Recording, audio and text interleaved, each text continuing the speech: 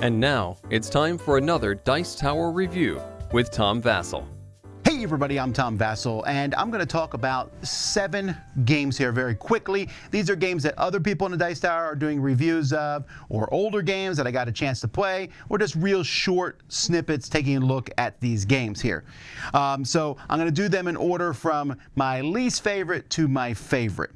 So first we're starting with Code 3. Now, Code 3 is a game that I did not particularly enjoy, but I didn't enjoy it with a smile on my face, in the sense of I'm amused by the game, but it's not a great game. Code 3 is a game about you being a police officer going around and solving things and being called and having your sergeant yell at you and take your badge, and it has all the tropes from 80s movies in it.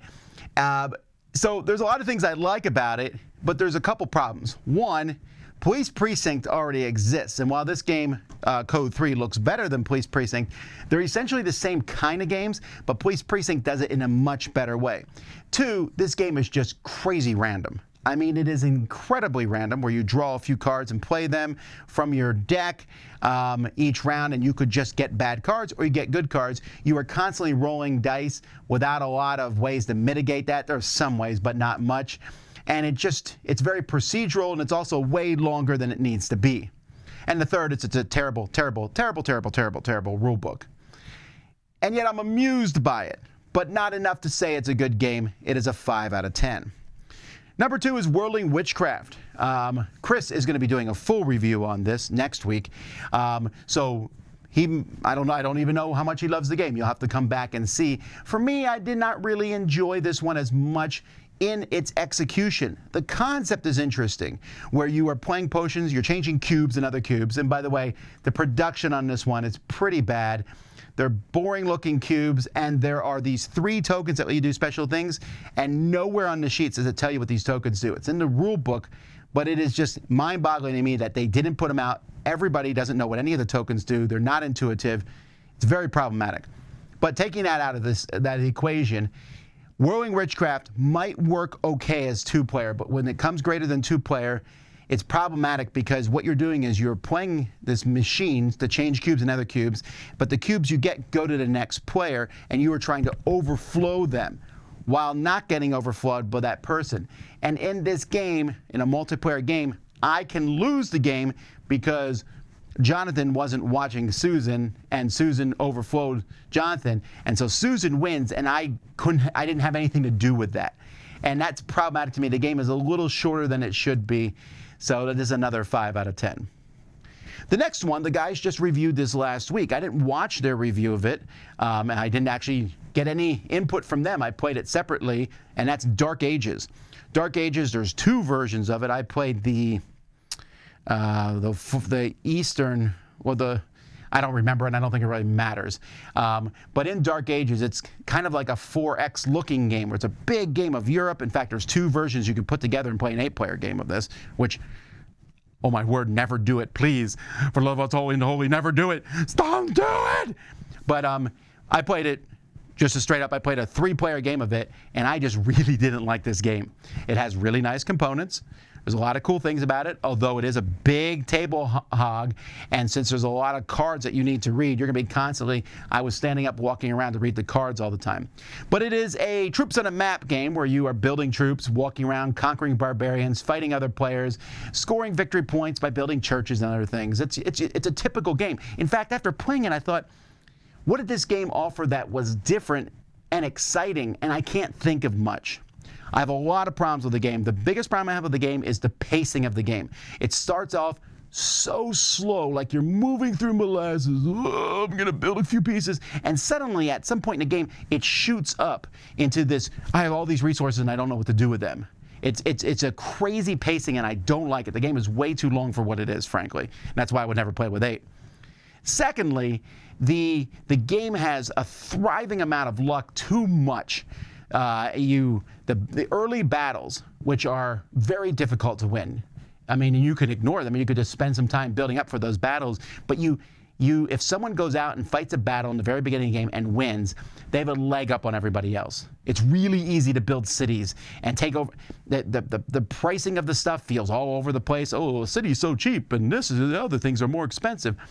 And I just found myself constantly, if you lose your first battle and the other players win their first battle, or another player wins their first battle, that person gets double the resources and could possibly get a card that gives them a double action that no one else has. And so this game, to me, is a definite rich get richer. There's no way to really catch up other than hope to outplay the other person once you fall behind, which is okay in some games, but in a game this long is really tough. I thought the battles were incredibly random at the beginning, although near the end, you just sit there and go, why even roll dice? I've won. You know, that sort of thing doesn't really impress me. And the one thing about the game I do like, the technology cards are really cool, but they come out randomly. The upgrades you get are random.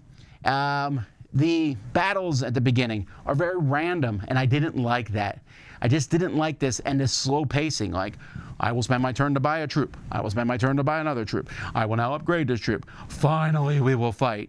And so the whole thing to me felt very archaic, actually.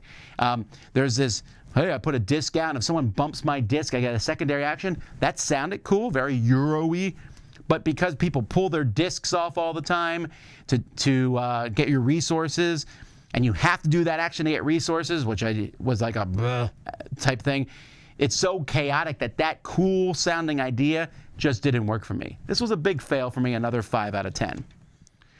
Number 4 is Calavera. This is a roll and write style game from Klaus-Jürgen Reid, who did Carcassonne. This is an older style game. It's okay.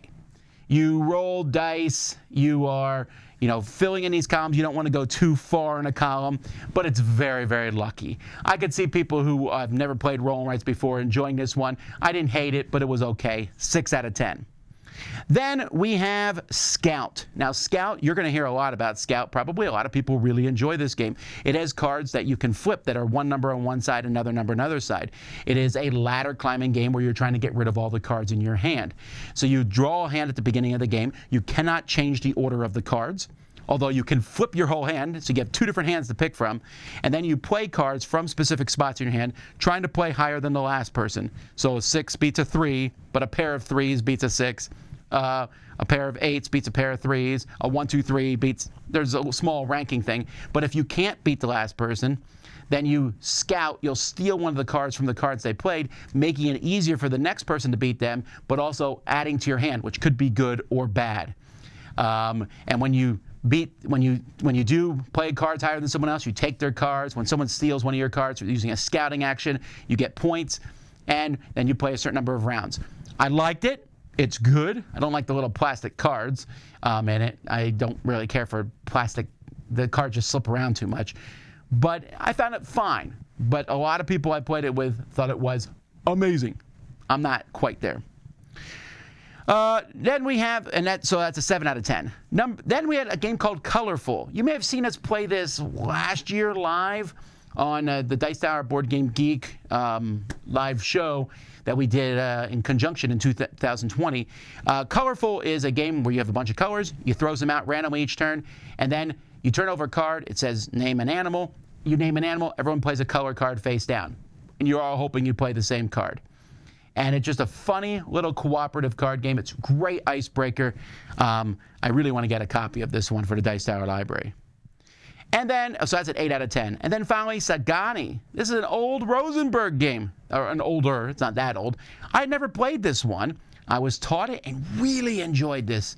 It is a place tiles down, and then use those tiles as they have arrows pointing at other tiles to kind of finish those tiles. When you have a tile, it has arrows pointing out of it, and you need to place tiles in front of those of the matching colors. But you can't put out too many tiles or you run out of discs, which can cause you negative points.